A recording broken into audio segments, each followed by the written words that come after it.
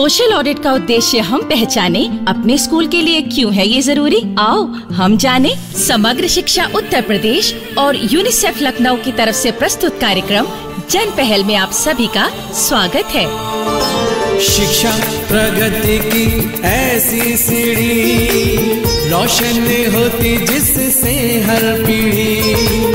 आज माता पिता ने है ठानी, विद्यालय प्रबंध समिति में भागीदारी है निभानी, भागीदारी है निभानी।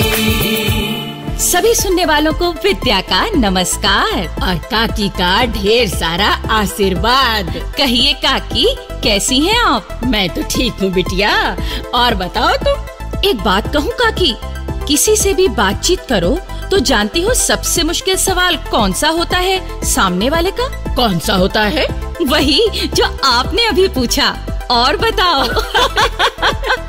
और उससे भी मुश्किल एक सवाल और होता है। अरे चंदू तुम। हाँ? आओ आओ। अन्ना भला इससे भी मुश्किल सवाल कौन सा है? जब तुम पूछो किसी से और बताओ, तो सामने वाला पलट के कहे बहुत बढ़िया, आप बताओ। अच्छा तो चंदू आप बताओ। अरे चंदू, तू तो खुद ही किसी मुश्किल सवाल से कम ना है। अरे आज तक किसी बस्ती वाले से हल नहीं हुआ है। अरे काकी, जो हल हो जाए वो सवाल ही क्या, और जहाँ दामाद की इज्जत ना हो वो ससुराल ही क्या। अरे अच्छा ठीक है चंदू। हाँ। अब हम अपने काम की बात को आगे बढ़ाते हैं। जरा रुको विद्या बहन। अब क्या हुआ चंदू? विद्या बहन, तुम अपने प्रोग्राम में लोकगीत बहुत अच्छे सुनवाती हो।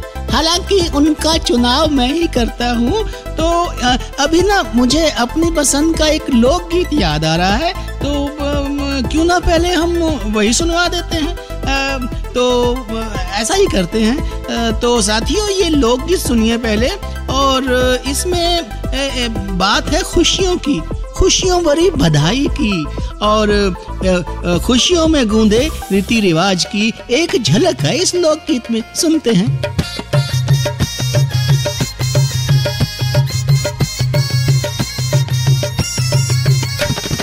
भौजाई के भयो छोरा रे, सब गावे बधाई। भौजाई के भयो छोरा रे, सब गावे बधाई। गावे बधाई सब गावे बधाई, गावे बधाई सब गावे बधाई। सुंदर सो मुख रंग गोरा रे, सब गावे बधाई। सुंदर सो मुख रंग गोरा रे, सब गावे बधाई।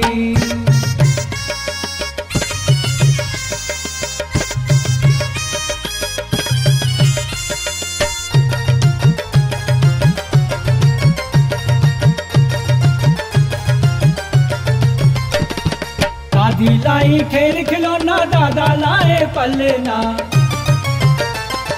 नंदी लाई कुर्ता टोपी और लाई झुंझुना। दादी लाई खेल खिलौना, दादा लाए पलना। नंदी लाई कुर्ता टोपी और लाई झुंझुना। नानी लाई चांदी का कटोरा रे, सब गावे बधाई।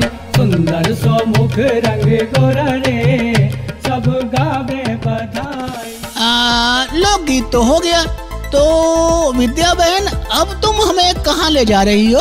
अरे भाई, मैं तुम्हें सोशल ऑडिट दल की कार्यशाला यानी ट्रेनिंग प्रोग्राम में लिए जा रही हूँ, जहाँ उन्हें खास तौर पर सोशल ऑडिट के प्रपत्र यानी परफॉर्मा भरने के बारे में बताया जा रहा है।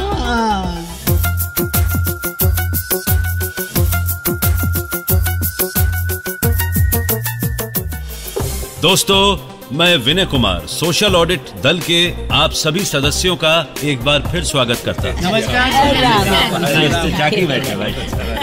तो आज हम सोशल यानी सामाजिक ऑडिट के प्रपत्र को सही तरीके से भरने की बात को आगे बढ़ाते हैं। जी हाँ, इसे सर्वे करना भी कहते हैं। जी हाँ, तो कल हमने इस प्रपत्र के 2 विषयों के बारे में बात की थी। जी, जिसमें एक था विद्यालय संबंधी वर्णन या ब्यौरा, और दूसरा कौन सा था?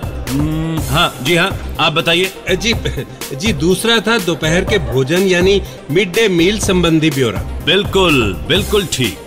तो अब हम बात करते हैं गुणवत्ता अधिगम संबंधी ब्यौरा। मैंने कल सरल भाषा में इसका अर्थ बताया था। क्या बताया था? जी आपने बताया था बच्चों के सीखने के स्तर का ब्यौरा, मतलब कि बच्चे पढ़ाई लिखाई की बात किस तरह से सीखते हैं। जी हाँ, तो इसमें आपने ये देखना है कि कक्षा 1 के बच्चों को सिखाने की प्रक्रिया क्या है, उसकी जांच कर उसके बारे में सही लिखना है। हाँ सर जी, पढ़ना लिखना सीखने की शुरुआत तो वहीं से मतलब कि कक्षा 1 से होती है। हाँ, तभी तो इन बच्चों के सीखने की तरफ सोशल ऑडिट में ध्यान दिया जाता है। और साथ ही आप कक्षा 3, 5 और 7 के बच्चों की पाठ्य पुस्तिकाएं भी देखें और चाहें तो ये जांच भी करें कि अध्यापक बच्चों के कार्य की जांच, सुधार और उन्हें उत्साहित करने के लिए क्या कर रहे हैं। जी हाँ, पुस्तकें और कॉपियां तो शिक्षा के स्तर का आईना होती है ना जी। तभी तो कह रहा हूँ मैं। अच्छा, इन कक्षाओं के बच्चों को किताब की कोई कहानी पढ़वाकर आप उनसे जुड़े सवाल पूछ सकते हैं। जी हाँ, ताकि उनके पढ़ने और समझने के स्तर की जांच हो सके। और आप बच्चों को अलग अलग विषय पर छोटा सा एक निबंध लिखने के लिए भी कह सकते हैं। बच्चों की रुचि के विषयों जैसे मेरा स्कूल, मेरा प्रिय दोस्त आदि पर आप उनसे कुछ लाइनें भी कहलवा सकते हैं। जी बिल्कुल, हम बच्चों से गणित और विज्ञान के प्रश्न भी पूछ सकते हैं। बिल्कुल पूछ सकते हैं। और आप ये भी देखिए कि क्या किसी पाठ को पूरा करने में सभी बच्चों को शामिल किया जाता है या नहीं, और अध्यापक ने बच्चों के सीखने का कोई रिकॉर्ड भी बनाया है या नहीं। इसके अलावा हमें और क्या देखना चाहिए? आपको स्कूल की प्रार्थना सभा के दौरान प्रार्थना स्थल पर जाकर ये देखना चाहिए कि स्कूल में कितने बच्चों के नाम दर्ज हैं और उनमें से कितने इस समय हाजिर हैं। हमें बच्चों की हाजिरी और अध्यापकों की संख्या के बारे में भी तो जानना चाहिए ना जी। जी हाँ, और विद्यालय में शिक्षकों के लिए जितने पद रखे गए हैं वो सब पूरे होने चाहिए। जी हाँ, ये तो परखना ही चाहिए। और ये भी देखना चाहिए कि पुस्तकालय का उपयोग और वहाँ पुस्तकें क्या आसानी से मिल जाती हैं। जी समझ गए। तो अब हम आते हैं चौथे वर्णन पर, जो कि शारीरिक सजा और शिकायतों के निपटारे से संबंधित है। जी सर, बताइए। इसमें आपने जरूरी तौर पर यह पता करना है कि क्या पिछले 1 वर्ष में अध्यापकों और कर्मचारियों के लिए बच्चों की शारीरिक सजा को समाप्त करने के लिए कोई ट्रेनिंग प्रोग्राम शुरू किया गया, या फिर शारीरिक सजा या भेदभाव के किसी आम मसले के बारे में बच्चों या माता पिता की राय या इस बारे में शिकायतें प्राप्त करने का कोई गोपनीय तरीका अपनाया गया है। और क्या बच्चों या माता पिता को इस बारे में पता है? जी हाँ, मैं यही कहने वाला था। और क्या बच्चों तथा उनके माता पिता को शिकायतों के निपटारों के किसी तरीके या प्रणाली के बारे में पता है? क्या वो लोग स्कूल के बाहर के उन अधिकारियों के बारे में जानते हैं? और सबसे बड़ी बात ये कि आपको पता करना है कि स्कूल में प्राप्त होने वाली शिकायतें किस प्रकार की हैं। मतलब जी? मतलब कि वो भेदभाव संबंधी हैं, दोपहर के भोजन या अध्यापकों की गैर हाजिरी आदि के बारे में है। जी। और अब प्रपत्र के जिस ब्यौरे की बात मैं करने जा रहा हूँ वो बहुत ही जरूरी है। जी। जानते हैं आप ये किस बारे में है? मैंने कल बताया था। जी हाँ, ये स्कूल की प्रबंध समिति यानी SMC के बारे में है। बिल्कुल ठीक, बिल्कुल ठीक। तो इसमें जांचने वाली सबसे बड़ी बात ये है कि क्या विद्यालय में SMC का गठन हुआ है। अगर हुआ है तो कब, तिथि लिखें और RTE के नियमों के मुताबिक SMC के हर तबके के मेंबरों की संख्या बताएं। तो क्या इस संख्या के बारे में पता करके हमें लिखना है? जी हाँ। और क्या बैठक के रजिस्टर के मुताबिक नए SMC मेंबरों के नाम और पद स्कूल की दीवार या नोटिस बोर्ड पर लिखे गए हैं या नहीं? हाँ जी, सबको उनके बारे में पता तो होना ही चाहिए। और जैसे आप लोग ट्रेनिंग प्राप्त कर रहे हैं, वैसे ही स्कूल की SMC को पिछले 12 महीने में ट्रेनिंग दी गई है या नहीं? पिछले 12 महीने में SMC की बैठकें कितनी बार हुई और सदस्यों द्वारा कौन से 3 मुख्य मुद्दे उठाए गए और कौन से 3 मुख्य फैसले किए गए? जी, ये सब तो बैठक के रजिस्टर से पता चल जाएगा। बिल्कुल पता चल जाएगा। इसके अलावा स्कूल विकास योजना बनाने में एसएमसी की क्या भूमिका रही?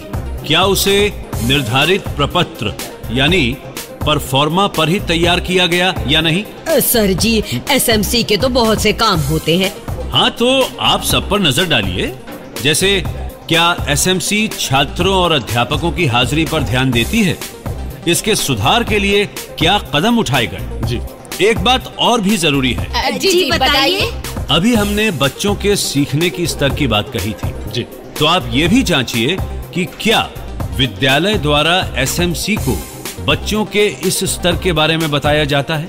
क्या पीटीए या एनटीए मीटिंग में माता पिता या अभिभावकों को स्कूल द्वारा इसकी जानकारी दी जाती है?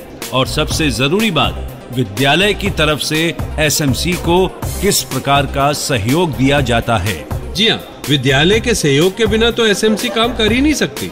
तो ये जो प्रपत्र भरने का तरीका है जी, या इसकी जो मुख्य बातें हैं, मैंने उनकी जानकारी आपको दी। आप इस विषय पर अगर कुछ पूछना चाहते हैं तो पूछ सकते हैं, लेकिन याद रखिए वो बात जो मैंने आपको पहले दिन बताई थी। जी हाँ, सोशल ऑडिट में निष्पक्ष जांच हमारी है जिम्मेदारी। इसमें चाहिए हम सबकी मेहनत और ईमानदारी।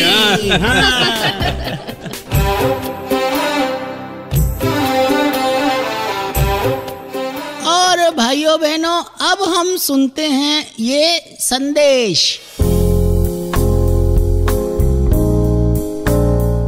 मैं अनिल कुमार ओझा हूँ, मुजफ्फरनगर से। सोशल ऑडिट के बारे में आप बता रहे हैं, वो तो बहुत बढ़िया काम कर रहे हैं, लेकिन मैं ये कहना चाह रहा हूँ कि ये प्रोग्राम ही बहुत बढ़िया है। ड्रामा भी है, सब हंसी मजाक भी है, और अब तो इसमें जो आपने लोकगीत भी जोड़ने शुरू किए हैं, उससे तो प्रोग्राम की शोभा में चार चांद लग गए। हम चाहते हैं कि आप जो और आगे लोकगीत सुनाएं वो ऐसे हों कि जो सबको अच्छे लगते हों, घर में बैठ के सब उसका आनंद ले सके।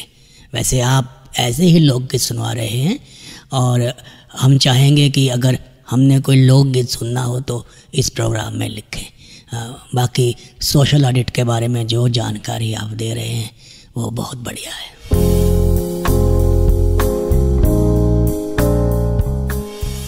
भाइयों बहनों, अगर आप अपनी बात हम तक पहुंचाना चाहते हैं या विद्यालय प्रबंध समिति के बारे में कोई जानकारी चाहते हैं या कार्यक्रम के बारे में कोई सुझाव देना चाहते हैं तो इस पते पर लिखें। हमारा पता है समग्र शिक्षा उत्तर प्रदेश, सर्व शिक्षा अभियान ऑफिस, विद्या भवन, प्रथम तल, फर्स्ट फ्लोर, निशांतगंज, लखनऊ 226007। और अब पता नोट करने के बाद एक जरूरी बात और सुन लीजिए। भाइयों बहनों, हमें मालूम हुआ है कि आपको जन पहल प्रोग्राम बहुत पसंद आता है, लेकिन हम चाहते हैं कि ये प्रोग्राम और भी अच्छा बने ताकि आपको और पसंद आए। इसलिए इस प्रोग्राम में अपनी भागीदारी निभाइए। स्कूल जाने वाले बच्चों के बारे में कोई सच्ची घटना हो या बच्चे को स्कूल भेजने से परिवार ने कोई नई बात सीखी हो या आपके स्कूल में कोई ऐसी घटना हुई हो जो सभी बच्चों के लिए प्रेरक हो, तो ऐसी घटना हमें लिखकर भेजिए। हम उसे अपने प्रोग्राम में शामिल करेंगे। तो अब जन पहल के अगले कार्यक्रम तक विद्या और अपनी काकी और अपने चंदू को आज्ञा दीजिए। जय हिंद। शिक्षा प्रगति की ऐसी सीढ़ी, रोशन होती जिससे हर पीढ़ी। आज माता पिता ने है ठानी, विद्यालय प्रबंध समिति में